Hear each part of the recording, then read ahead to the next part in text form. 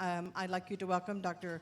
Kamal Chemali from the Centera Health Group, and he was a co-worker of Dr. Thomas, so they have, I guess, a lot of background in common.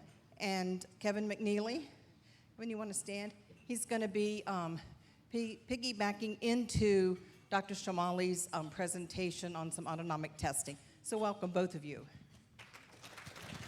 Thank you. Okay, I will promise we will try to keep this to an hour.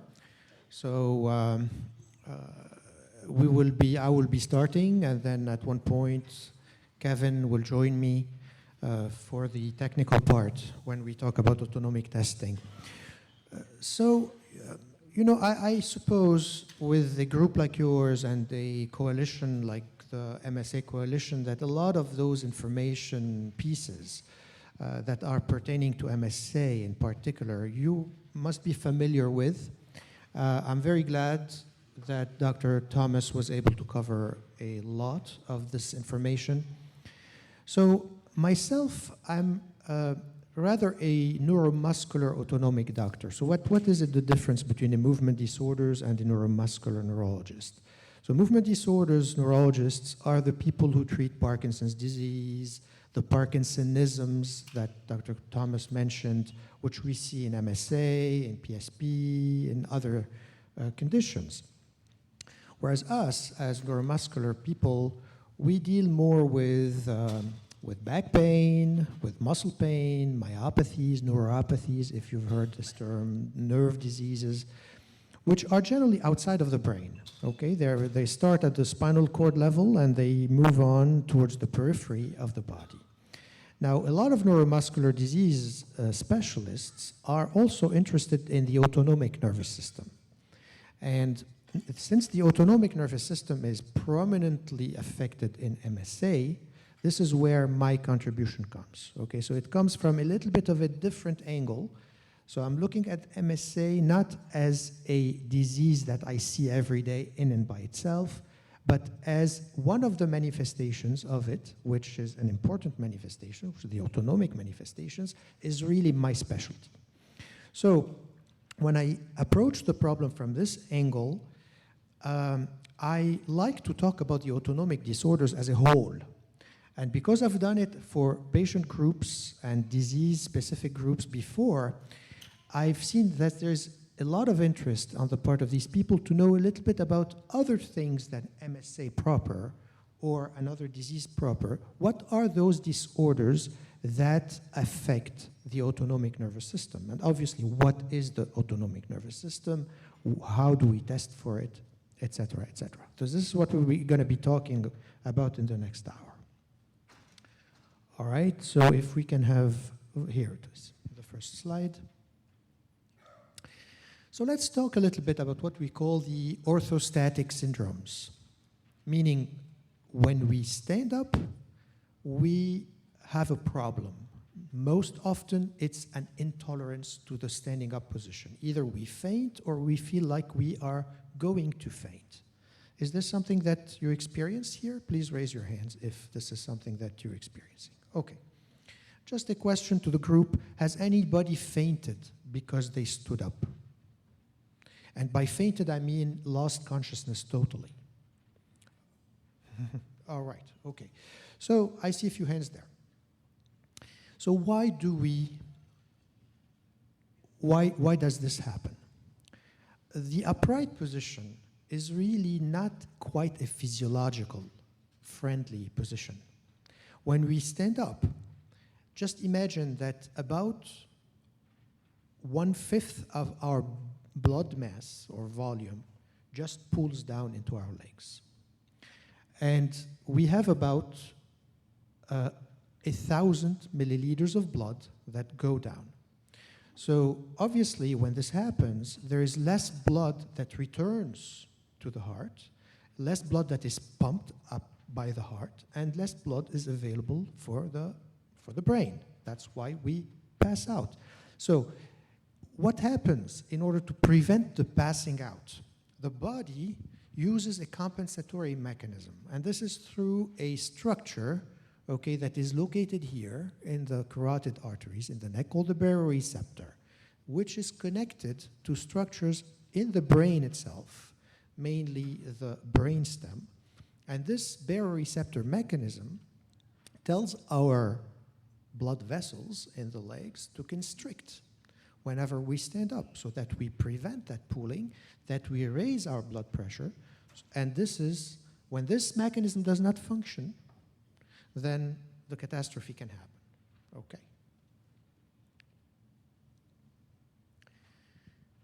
So one mechanism which is common in MSA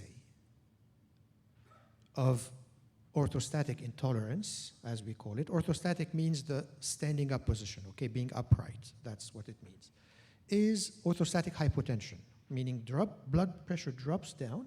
And if you look here, okay, so let me see here, if you see that, that line, so the line here in blue shows that when people stand up, blood pressure starts slowly trickling down, down, down, down, down. As a compensation, you see the red line. The red line here means that the heart rate will go up. This is not projecting anymore, all right. But anyways, if you look here, the red line goes up in compensation to the drop in blood pressure. This is a compensatory mechanism. Okay. So when this happens, this means that there is a denervation at the level of the arteries. And when we do autonomic testing on people who have orthostatic hypotension, generally there are other things that we find abnormal, not just the blood pressure dropping. So there are other functions of the autonomic nervous system that we look at and that are usually abnormal. When we try to put orthostatic hypotension in a category of disease, generally this is associated with another disease with it. So rarely do we see orthostatic hypotension just alone, without any underlying disease. Okay, so MSA could be an underlying disease, but there are other diseases also that can contribute to that. The prognosis is generally not good, okay, and unless we manage that part, okay? So that's why it's important to manage very well orthostatic hypotension. So this leads me to the second orthostatic syndrome. So this is not at all caused by a drop in blood pressure. This is actually caused by a raise in heart rate. Blood pressure does not change, but when we stand up, our heart rate goes, let's say, from 80 to 120 suddenly. This happens generally in the younger population, in women, particularly young women, and they feel exactly as if they were fainting, exactly like orthostatic hypotension. So you see the red line, which is the heart rate, which goes through the roof, but the blue line is stable. That's blood pressure. Okay. This condition is called postural orthostatic tachycardia syndrome, or POTS. We know more and more about this condition, and we're seeing it more and more. Okay, this has a better prognosis than orthostatic hypotension.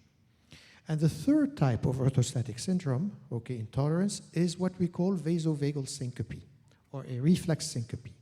Has anybody been at a cocktail party where it was warm, standing up, and suddenly collapsed? Or have you seen that happening? Yeah? All right. Okay, so this is quite common, actually. And what happens there is just a surge of what we call a parasympathetic tone, and everything goes down. Heart rate goes down, blood pressure goes down, as you see. Suddenly, both the red and the blue lines just drop. Okay. This is a relatively benign condition, doesn't necessarily have an underlying disease to it. So when we talk about the autonomic nervous system, it's important to introduce what we call the small fiber system. Have you ever heard of that? Okay. Now, the autonomic nervous system is made, maybe more than 90% of it, is made of small nerves. Now, in the body, there are the big nerves that allow us to move the big muscles, but we also have the small nerves that allow us to perceive pain, temperature, hot, cold, okay, and to a certain extent, vibration. All right. So this system comprises more than 90% of the autonomic nervous system. And if we look at this slide, what I'm showing is those fibers here, those in red, they're really like the core of an electric cable, which is just a bare axon. They don't have the wiring around them, the rubber around them. Whereas if we look here, these are the big nerves. They are surrounded, the core is surrounded by the wiring. That's why the big nerves conduct electricity very quickly, fast, okay? Whereas the ones there, the small nerves, they are very slow to conduct electricity. However, they're more fragile, meaning that they go first. If those nerves have to be affected, these are the nerves that are going to be affected first.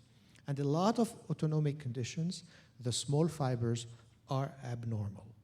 And we have evidence now that even in MSA, which we think is a central nervous system problem to begin with at the level of the brain, those small nerves are also abnormal, and they add up to the autonomic problem. So that's why it's important to detect if there is or if there is no small fiber abnormality in MSA. I'm going to skip that. I'm going to give you just an example of who are the patients who come to me with a small fiber problem. How do they present? So this is a 48-year-old man who came to my clinic because of burning sensation in his toes that started 3 months ago and progressed to involve his entire foot up to the ankles bilaterally. This is a very common presentation. He tells me that he has no past medical history, but that he has gained 25 pounds in the past year due to overeating and inactivity. So when I examined him, I found that he had a problem with feeling the pinprick and temperature at the level of his feet. And then this got better as we moved up from the toe towards the mid-shin, okay? So the rest of his examination was normal. His motor strength was normal, and his reflexes were normal, and his gait was normal as well. Those are all large fiber modalities, large nerve modalities. So the only modalities affected here were the small fiber modalities. So I'm going to skip that as well, just to show you the different nerve fibers. These are the C fibers, or the small fibers that we're talking about. They are bare axons. The large fibers are on the left-hand side of the slide, and they mediate, as we said, the reflexes, etc. All right. So a small fiber neuropathy, we don't know how prevalent it is in the general population. Nobody has done really large-scale studies. But let me ask here, just a show of hands, how many of you have experienced burning feet? Okay. Or know of people who have burning in their feet, especially at night when they lie down? Okay. So we think that they could affect about 9%, or let's say, to be conservative, 3% of the total population. Now, knowing that Parkinson's affects 1% of the total population, so maybe this is 3 times more prevalent than Parkinson's disease. And when this problem is associated with autonomic manifestations and autonomic abnormalities, this is where we introduce a term that we call autonomic neuropathy. So neuropathy means a disorder of the nerve, and when this is causing an autonomic problem or caused by a condition that also affects the autonomic nervous system, we call it an autonomic neuropathy. And this is a very important diagnosis to detect early, because there are several studies that showed that if it goes undiagnosed, there is a higher risk of mortality. So that's very important. So how do we approach this problem, which is called the small nerve problems? So first of all, we could look at these nerves directly under the microscope. We can do a biopsy of the skin, and this is called a skin biopsy, and we can count those nerves under the microscope. We can see how their shape is. That's one way of doing it. But also there are physiological tests that we use, and this is where autonomic testing comes into the picture, where indirectly we can measure the function of those small nerves. So one important thing to do is not only to say, well, yes, there is a problem with the small nerves, and there is a problem of the autonomic nervous system, but what is causing this problem? That's important, because in about half of cases, at least 30% to 50% of cases, we can find an underlying cause. And in some of these cases, we can do something to reverse that underlying cause. And I will go through some common causes a little bit later in the talk. So this is another case, okay? This is a 60-year-old patient who comes to me and who says, in the past year and a half, I've felt my feet being swollen. All right. And I also have dry eyes, I have dry mouth, and I recently started becoming impotent. All right. So when I asked him about urinary problems, he said no, he didn't have that. No sweating problems, no swallowing problems, but he said that when I stand up, I feel a little bit dizzy. So when I asked him even further, and I had really to ask him specifically whether he had burning in his toes, this is when he said, oh yeah, by the way, yeah, I have a little bit burning of my toes, mainly at night when I lie down, etc. He didn't volunteer this information at all. Okay, so we examine him. The examination is normal, but when he stood up, he dropped his blood pressure by about 20 millimeters of mercury. And his heart rate, which I showed you at the beginning, which is supposed to increase as a compensation mechanism, did not happen. All right. So we ran a series of tests in order to look at what could be going on there. And autonomic testing was one of them. We did a test called EMG, which as neuromuscular doctors, we like to do this test because it gives us an idea about the big nerves. It does not give us any idea about those small nerves that we're talking about, okay? So the EMG, we want it to be normal, and it was. And then we did a skin biopsy, and we did some other biopsies too, and that's what led us to the diagnosis afterwards. But anyways, we also ran a very extensive blood work, like you're gonna see in a few minutes. So at this point, I'm gonna introduce the autonomic tests that we do, and Kevin is going to take the microphone and tell us a little bit about what these tests are and how he does them in the autonomic lab. I got this one. How many of you, when you stood up, did you not get dizzy, but your first complaint was when you were walking, you noticed you started stumbling into things? Anybody? Autonomic testing is very important in that my job is to find out what nerves are working and which ones aren't. A lot of people that I find their major complaint is that when they walk, they don't feel dizzy, they don't feel like they're gonna fall, but they find themselves stumbling into the wall or just stumbling without understanding why. Every now and then they'll find themselves on the floor and not understand how they got there. So when someone asks, well, did you get dizzy? Did you trip? Then no, I just fell, okay? That's the purpose of the autonomic testing. The reason why we do it is by finding out which nerves are working and which ones aren't are going to help doctors like Dr. Chemali, Dr. Thomas, those of you who've been in the past meetings, Dr. Chalimsky, and Dr. Kaufman, who's going to speak later. Our testing helps figure out what lesions, where the problem is. Because by finding out where the problem is, and we use two tests, one's called the QSART, and that's quantitative pseudomotor axon reflex test, and the other is a thermoregulatory sweat test. Now, for those of you with sweating issues, the thermoregulatory sweat test could be a bit uncomfortable because you're not sweating, and I'm putting you in a sauna to find out where you're sweating and where you're not sweating, okay?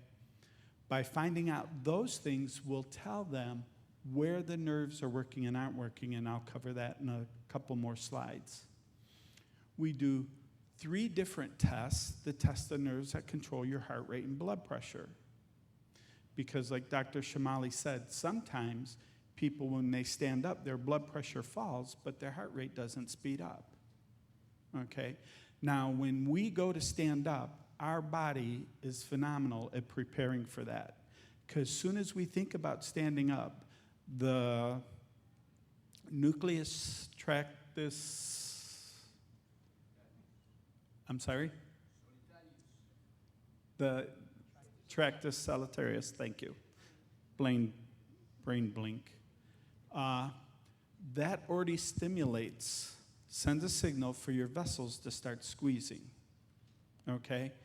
When we sit up, the first thing we do, most of us, if you get dizzy when you stand up, a lot of people roll on their side and they pull their legs up.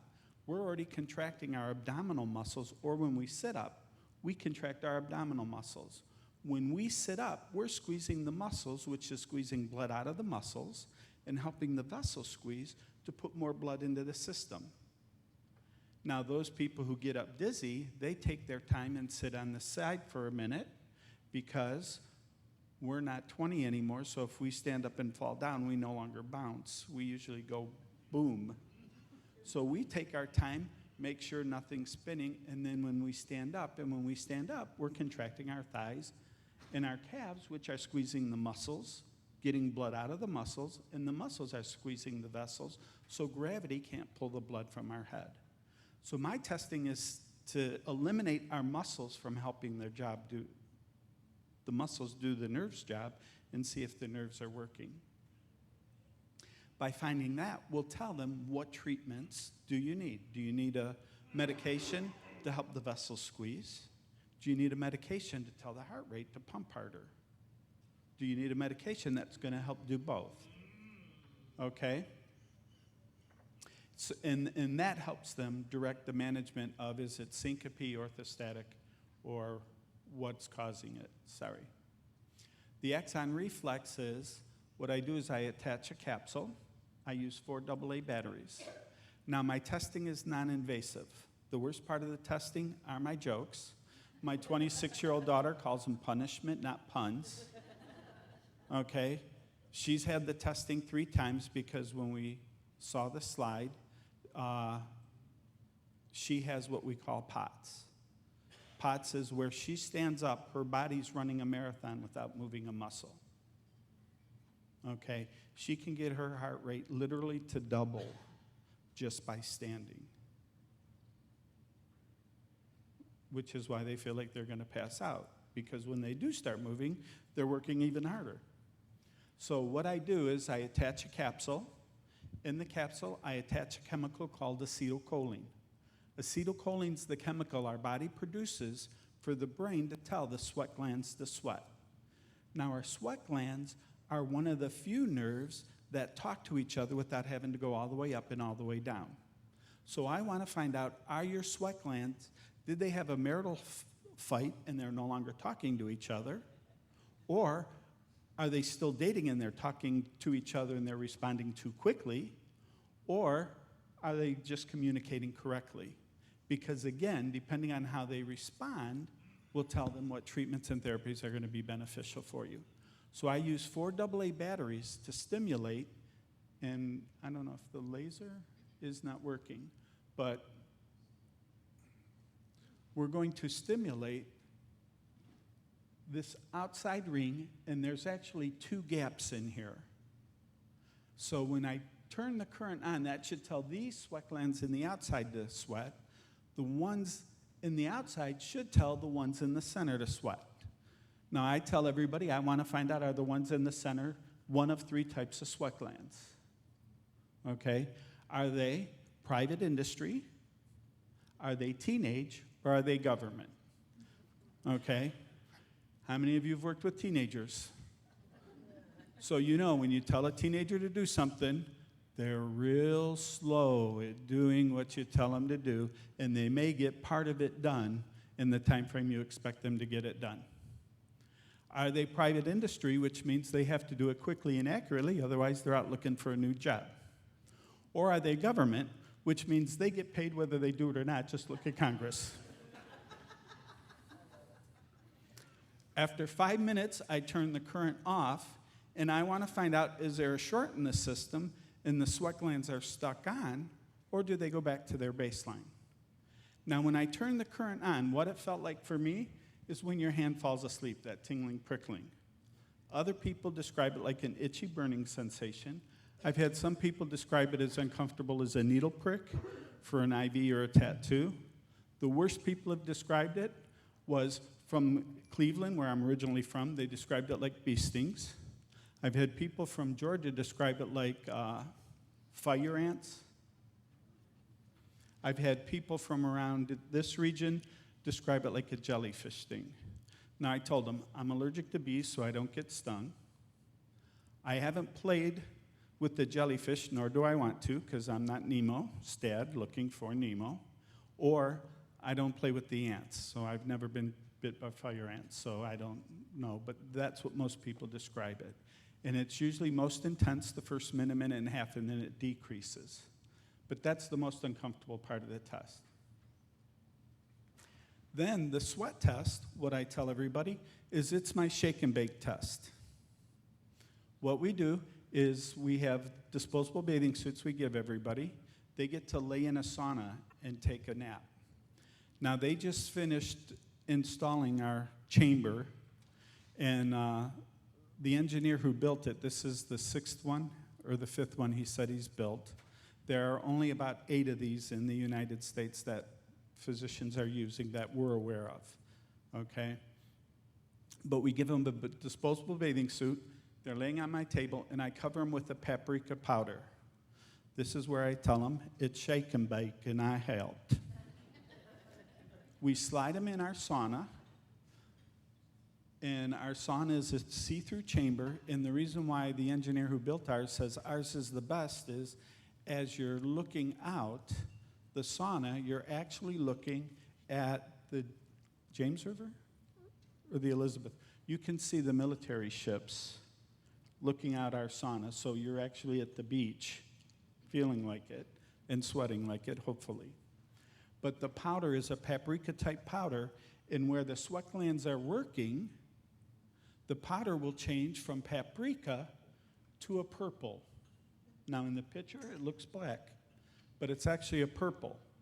And where you don't sweat, the powder will stay the same, and that will tell us what part of the sweat glands are working and not working, and that will give Dr. Chemali the diagnosis by what's going on. Okay? Heart rate variability. Our body is a phenomenal organism and machine. Okay? It adjusts to a whole lot of simple things.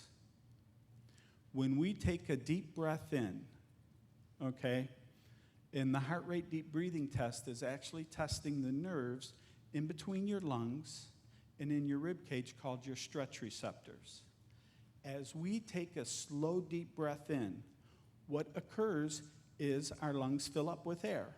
As our lungs fill up with the air, they stimulate those nerves to tell the heart rate to speed up because we want to fill the lungs up with blood, but we also want to maintain the blood flow to the brain. So as we inhale, the nerves sense the lungs expanding, so they automatically should tell the heart rate to speed up. When we exhale, the opposite happens. They sense the lungs collapsing, so the lungs actually will put another 500 cc's of blood into the lungs. So again, if the system's not working, you take a deep breath in, you're going to feel lightheaded. If it's working, you don't even notice it. Okay? So your heart rate should increase. It should increase depending on your age group. Okay?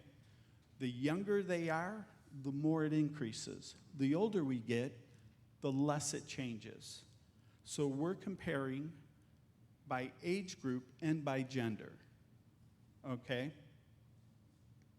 So we're testing to see, and this is primarily, our autonomic nervous system is divided primarily into two systems. The sympathetic, which people refer to as fight or flight, or the parasympathetic, which we usually refer to as the rest and digest, or the homeostasis, to get us back to baseline.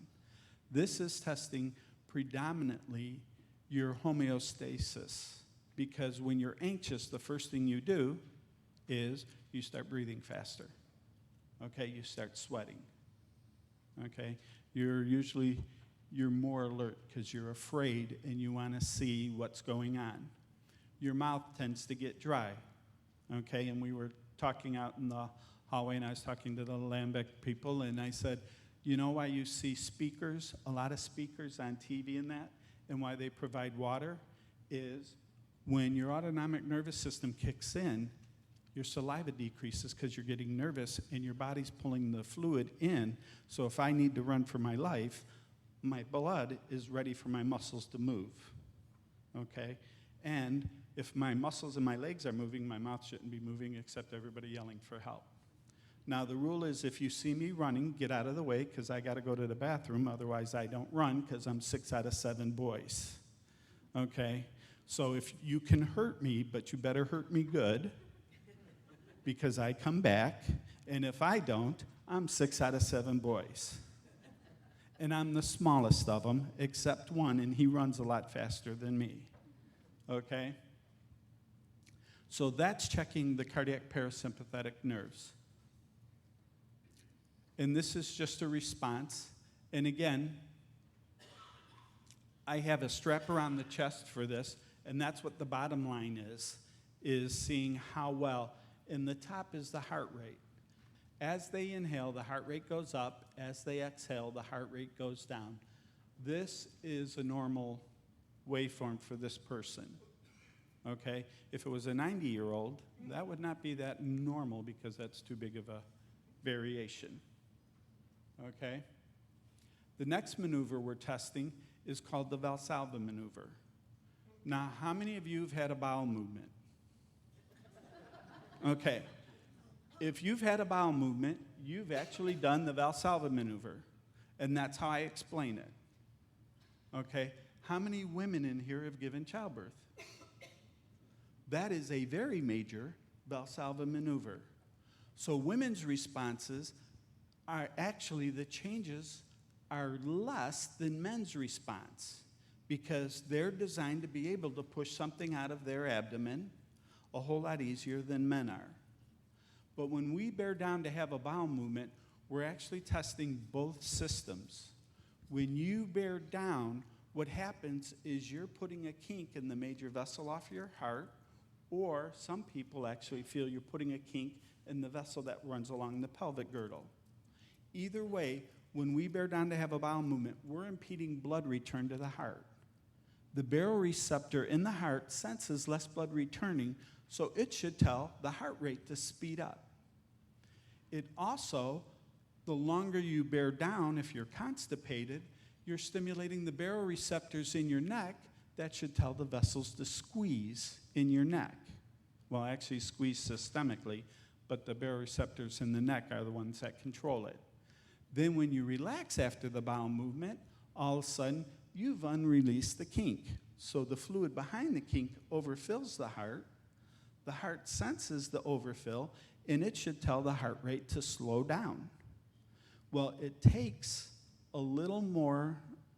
It takes the parasympathetic system is a little slower to respond than the sympathetic system, okay? Because if you're in trouble, you want to respond quickly. But it usually takes you a little more longer to relax. That's why after you get scared, then you feel all sweaty and you get all shaky and you think, oh, it's over, okay? So after you unkink it, it overfills the heart contracts more blood, the blood goes into the carotid sense too much blood going up, so they tell the vessels to open up, okay? That's what I'm checking to make sure works. Now, if it doesn't work, again, that tells Dr. Chemali and the other physicians here what medications and what treatments are going to be able to help you. And this is just an example of the Valsalva maneuver. Now for our sake, we're looking at phases 2 and 4, but it's a 4-phase system, okay?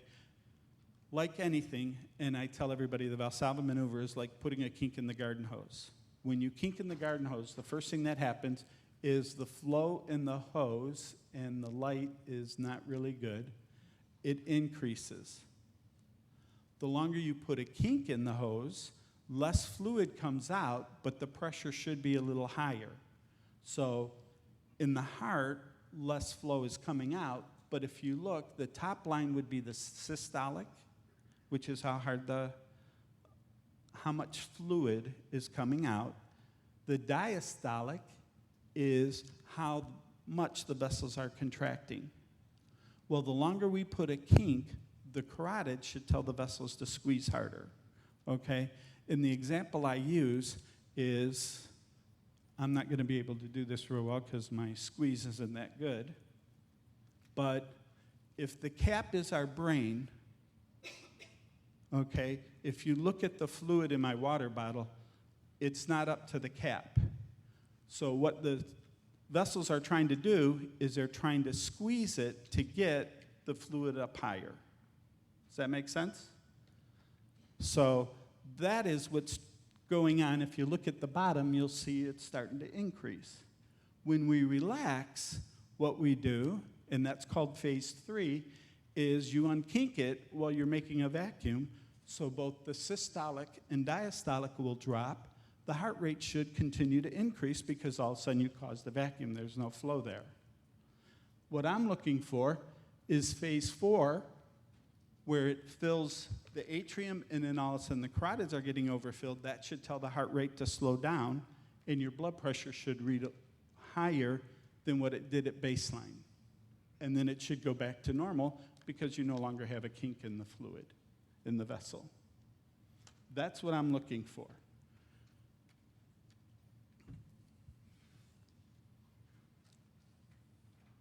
Okay? Our tilt table test is to see how well our vessels are fighting gravity. As I'm standing here, gravity is trying to get the blood from my head to my feet. The nerves in my legs' job is to squeeze the vessels to fight gravity to keep blood to my head. Now, the reason why we use a tilt table is I explained how our muscles help the nerves do the job. Well, the tilt table actually does the job of the muscles, so the muscles don't have to help.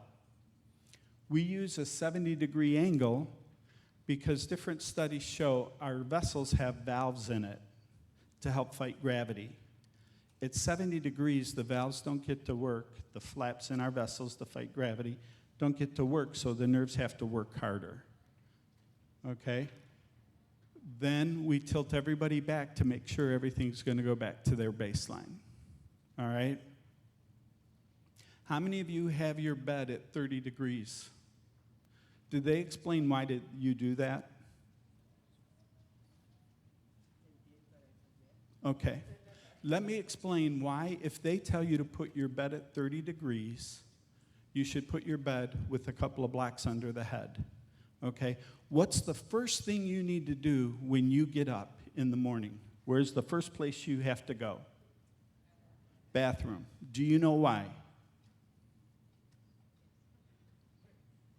When we lay down, we don't need as much fluid to get the blood from through our body up to our brain. So what our kidneys are doing is they're constantly removing the excess fluid throughout the night and putting it in the bladder. When your bed is at 30 degrees, your body needs more fluid to get up to the brain to maintain the pressure to the brain. So your bladder isn't getting as full as much, so you have more volume when you go to get up in the morning. You're not as depleted, which is why when Dr. Thomas said you should drink 16 ounces of water first thing in the morning, drinking 16 ounces of water can literally increase the blood pressure 10 millimeters of mercury with nothing else. So you're not as dizzy, so you have more volume to fight gravity when you get up. That's why they recommend putting a couple of blocks under the bed to help fight our body's natural purposes. So, and if you're having testing in your beds at 30 degrees, let the technician know, because again, we want to make sure we're getting accurate information. Does that help?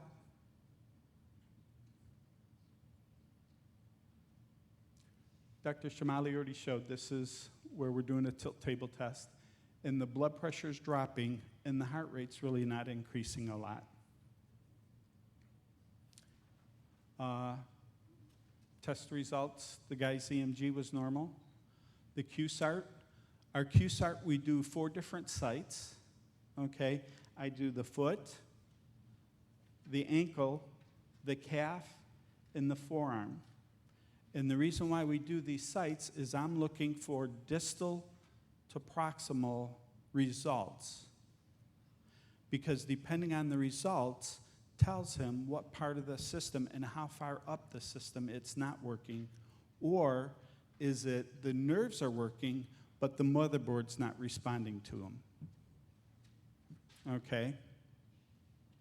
And again, that will help them figure out what treatments and therapies you are. Now, he gets to finish the rest of his talk, and thank you for your time.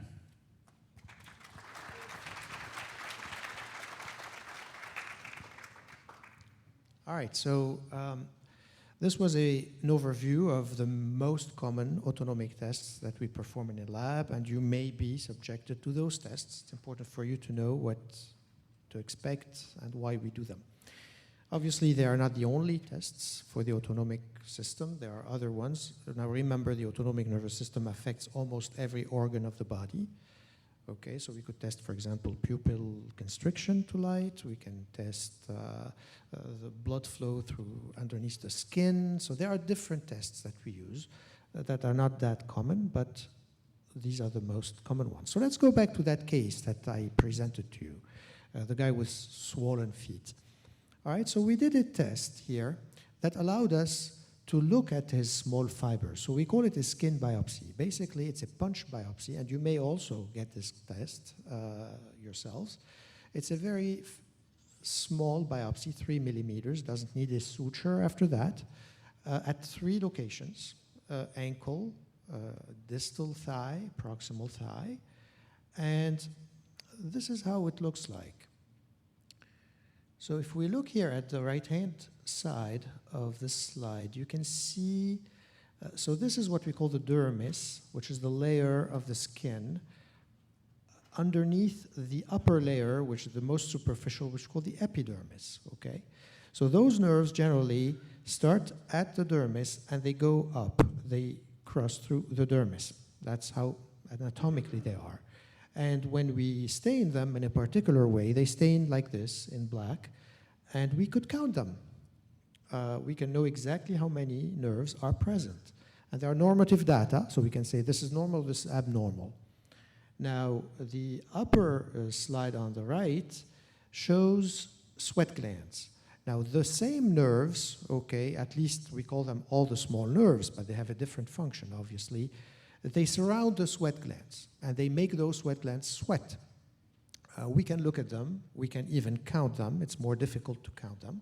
But we can know, through this technique called skin biopsy, what types of nerves are affected. Is it only the ones that cross to the epidermis, which we call the somatic, small fibers that perceive pain and temperature, as I started by saying, or also the autonomic small fibers, which produce sweat and surround sweat glands? So in our patient here, look at the left-hand side, we cannot see any fibers crossing from the dermis to the epidermis, so it's completely denervated, and if you look at those fibers around the sweat glands, you cannot see them either. So there was a total absence of small nerves. This is another technique called immunofluorescence, so we can see those, they're very nice, how they cross into the epidermis here in blue. You can see them in green, those nerves crossing up. All right. So went back to the patient, asked him a few more questions. He said that his tongue has become thickened and that he lost 25 pounds in the past year. So this triggered a diagnosis in mind, which we call amyloidosis. Obviously, it's a deposition of abnormal protein on the nerves and damages them. So we went and we took a piece of fat from his abdomen and we were able to stain for that particular disorder. And sure enough, he had it. And this condition is notoriously known to cause a disorder of the autonomic nervous system, in addition to disorders of the heart, the kidneys, the liver, etc. So this is to illustrate the fact that there are different conditions that cause an autonomic problem. If you want to put this under one umbrella, the term that is mostly used is the term dysautonomia. Have you heard this term? Dysautonomia means that the autonomic nervous system is not working. That's all what it means. And when we look at the different causes, look at that, they're really multiple. So as I started saying, there are the conditions that we call disease-based, meaning there's an underlying disease behind the autonomic abnormality, and we divide those as being central, affecting the brain and spinal cord, or peripheral, meaning affecting the peripheral nerves. Okay, and some of those central causes are MSA or Lewy body disease, okay, which is a variant of Parkinson's. And in the peripheral chapter, you have something called pure autonomic failure that Dr. Thomas talked about, and the small fiber neuropathies that I've been talking about now. Okay, and within the small fiber neuropathies, you have different causes. Diabetes is a big one, autoimmune causes, metabolic causes, mitochondrial causes. These are the substances that create energy within the cell, inflammatory, genetic, etc. And we have on the other side the non-disease-based dysautonomias. So as we said earlier, there is no underlying disease per se, and this is what POTS, migraine, functional gastrointestinal disorders like IBS, interstitial cystitis, which is pelvic pain without an infection, a complex regional pain syndrome, reflex sympathetic dystrophy is another one, fibromyalgia. So all these form a spectrum which we believe, at least I believe, but some of them, some people also believe that it is, these are different manifestations of one single big disorder with different shades to them. All right, so we have 10 more minutes, and I want quickly to go through some common causes that can cause a disorder of the autonomic nervous system, and the fact that you have MSA does not preclude that you may have also other things that contribute to the autonomic disorder, and I think you should be looked at for all these causes before we just say, that's it, it's one disease causing all that, all right? So this is how we go with what we call an etiological blood tests, so underlying causes. So I mentioned diabetes. Diabetes is very common, okay? Even if you have another disease, this does not mean that you may not have diabetes, or impaired glucose tolerance, which is the pre-diabetic state.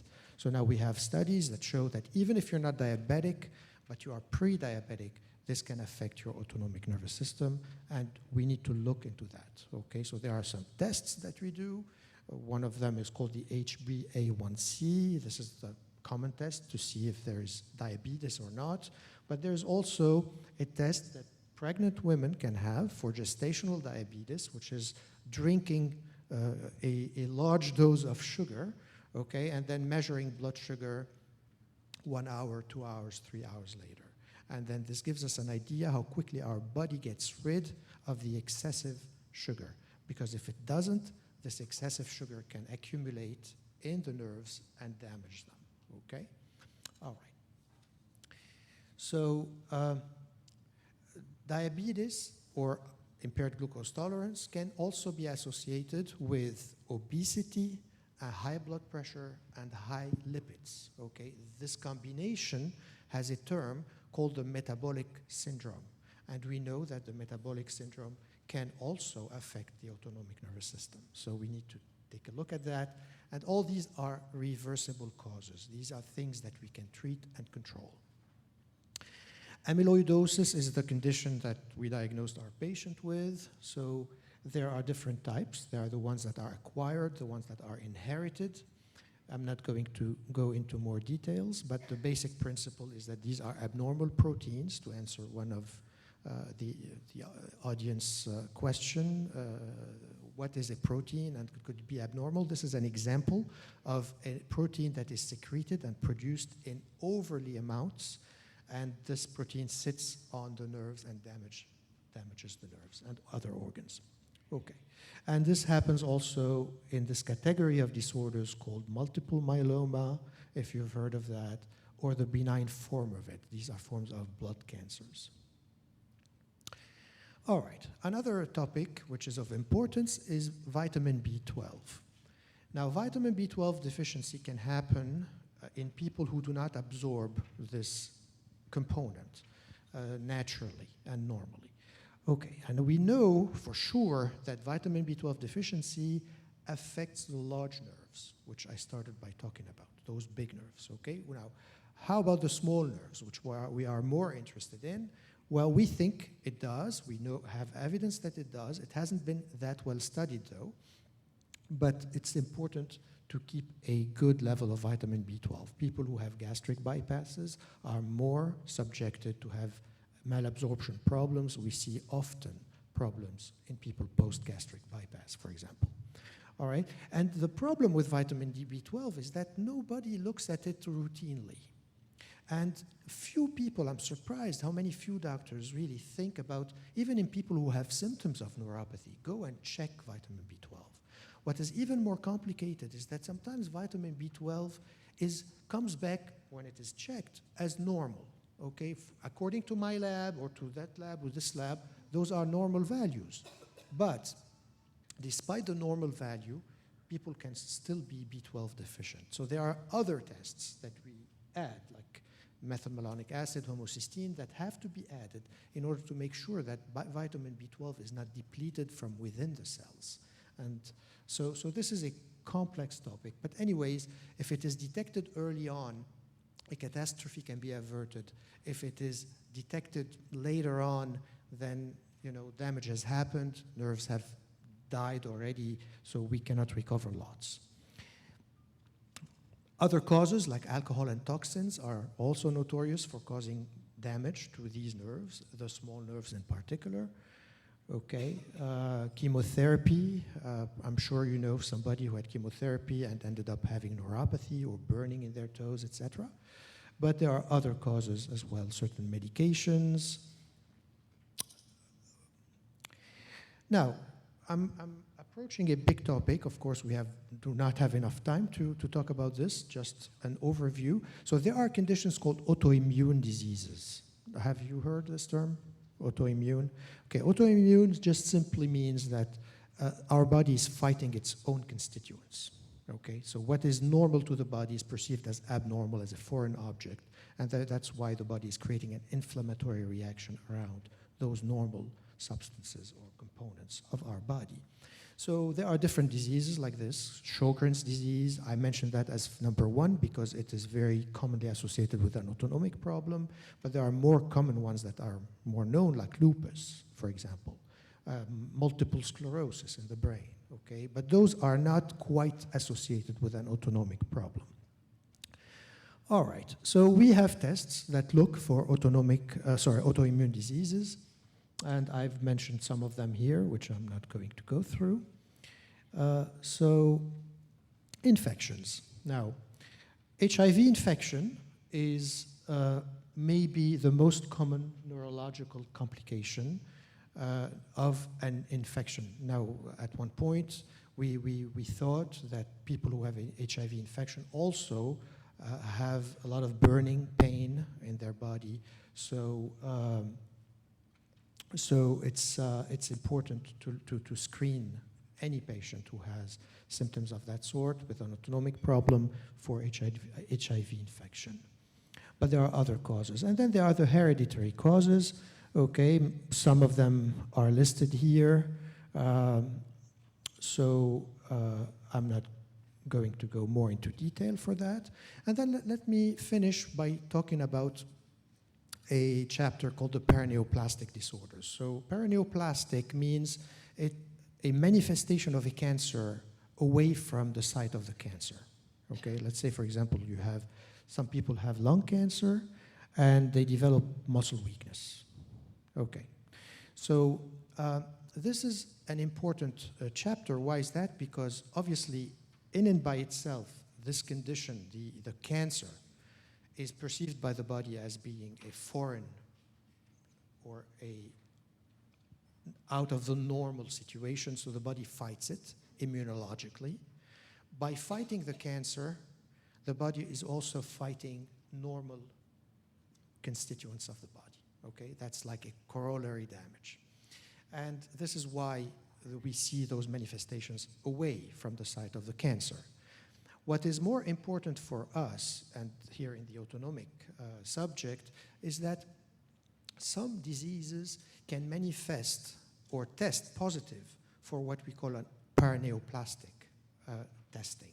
So we're looking there, and here's suddenly an abnormal result that we see in a cancer situation, but there is no cancer underlying it, okay?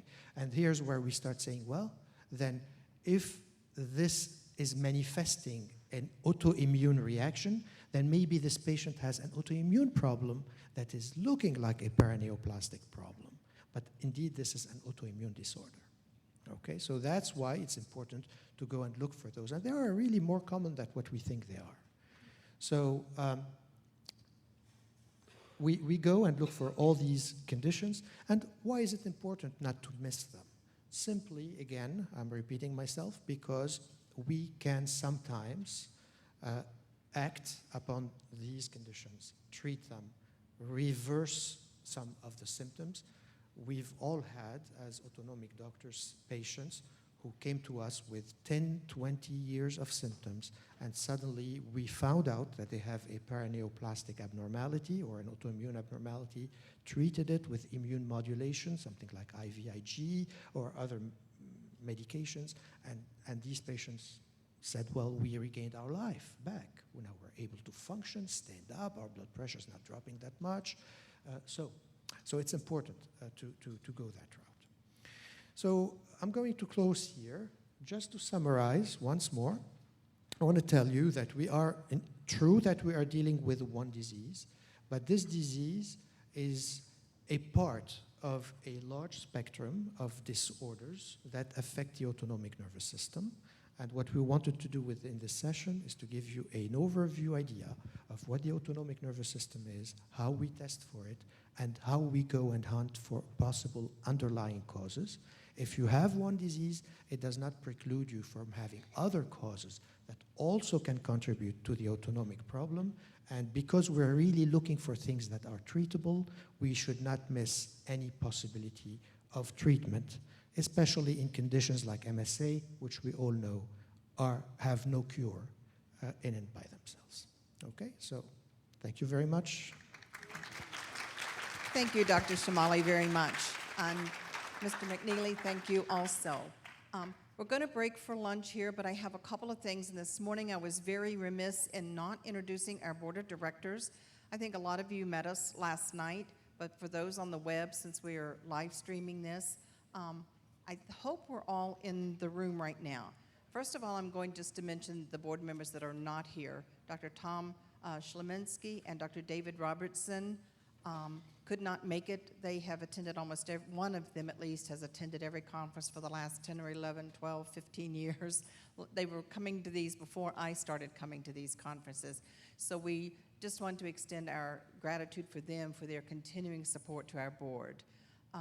Don Krause is our vice president of the coalition, and he was unable to be here today, and a brand new member, Sharon Sutton, she was unable to attend, but the other 7 and myself are here.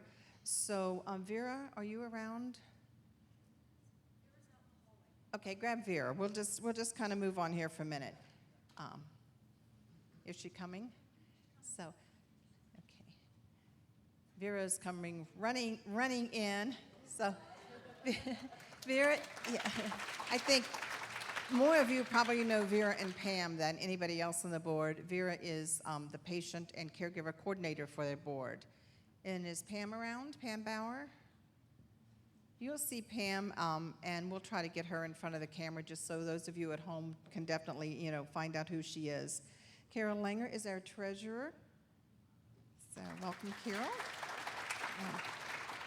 Tom Looney is our very first this year. 2 years ago, we only had 3 board members plus the physicians. We're up to 8 board members and the physicians now. And Tom is our very first patient representative on the board.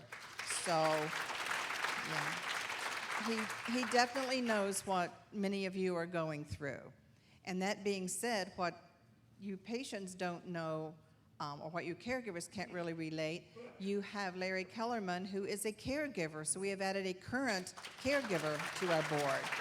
So we're trying to be proactive and address the issues that you all would have at home, because the rest of our board members, we have, quote, been there, done that. We're all former caregivers for a loved one. Cindy Romer and Philip Fortier, if you would like to come forward, they are going to speak just like 10 seconds on Tim's shoe. So you guys come forward. They're also, they both have foundations. Cindy's is MSA New Jersey, and Phillips is the Joseph G. Fortier Foundation, Defeat MSA. We're adding that to the... And I always mispronounce the name, so with a name like Biedenharn, I can't, be held accountable, I guess. So we're going to, after they say their couple of little spiels, we're going to break, and then this afternoon we will welcome Dr. Lucy Kaufman, Dr. Horatio Kaufman, and Dr. Vic Karana. I hope I've got those names all pronounced right. But right now, before you break, learn about Tim's shoe. Hi, all. I spoke to a few of you earlier this morning. I'll be brief.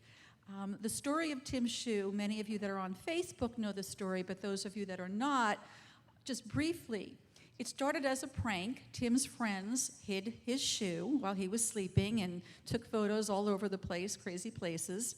And Gretchen Turner's mother, Pearl, had MSA and was very depressed, and when she saw the Facebook picture, she laughed for the first time in months. So when she passed, the group of friends decided that they were going to spread awareness and dedicate the shoe to MSA, and that's what they've done. So now Tim's MSA shoe has traveled around the world. It's been to the Olympics, been more places than I've been to. It has been photographed with patients and caregivers and doctors and lawyers and judges and teachers and celebrities and sports figures. And we're hoping that you guys will help to spread awareness, because we post those pictures on Facebook. We ask you to share them on your pages, because then the word continues to get out exponentially. Sorry, I'm a math teacher. And it helps to get the word out, and there's a great new website. We have brochures and information that's out there. Phil's the coordinator. I've been assisting him with the shoe. So when you come on out at some point during your lunch break, please consider individually, with a group, all of you, our professionals here today, our guests, patients, caregivers, please come on out and pose with the shoe, and we ask that you sign the release as well so we can post them online and continue this awareness. Okay? And any other information about it, just ask us. We're happy to help. Yeah. Okay. Have a nice lunch. Okay. One extra thing. I always forget something. Yes, a big applause for Tim's shoe and for the two who are making that aware. Because we are trying to kind of keep on schedule this morning, I was very remiss in recognizing staff from Lundbeck. They have become a great partner for our coalition. Many of you talked with them last night, and they do have an informational table outside. So feel free. Lundbeck, where are you? Want to stand up, those of you who are scattered? Yeah, a little bit around the room anyway. So they're here, and being a pharmaceutical company, they might be able to address your questions, particularly on the drug Northera, which was just approved by the FDA in February. So that being said, we also want to get to the food and breaks. Dr. Chemali will entertain questions after the lunch break. Probably at the end of the day, we'll have the afternoon presenters and Dr. Chemali sit up at the podium and answer all your questions. We won't send you home with an unanswered question. So happy lunchtime. back at 1 p.m.